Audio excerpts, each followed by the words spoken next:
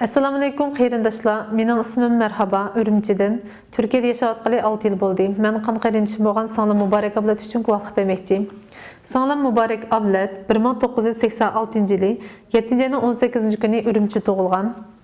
Turkiyaga eng orqitim 2017-yili 2-oyning 17-kuni bolalarni ko'rish sababli Turkiyaga kelib, 2017-yili 3-oyning 19-kuni qaytib ketgan.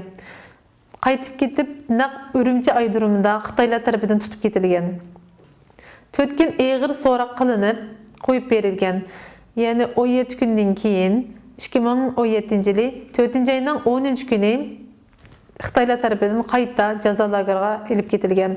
Shu kundan e'tiboran 2 yildan oshdi. Men Sanglam bilan hech qanday xabarlashamadim, aloqa yo'q.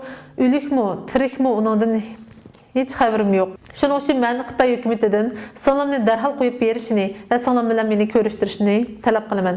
Sanglamning hech qanday gunohi yo'q, hech qanday siyosiy ishlarga aralashib boqmagan. U faqat oddiygina bir oila ayoli. Uning gunohi bo'lsa faqat Turkiyaga kelganlik, bolalarni ko'rman deb Turkiyaga kelganlik gunohi bor. Boshqa hech qanday gunohi yo'q.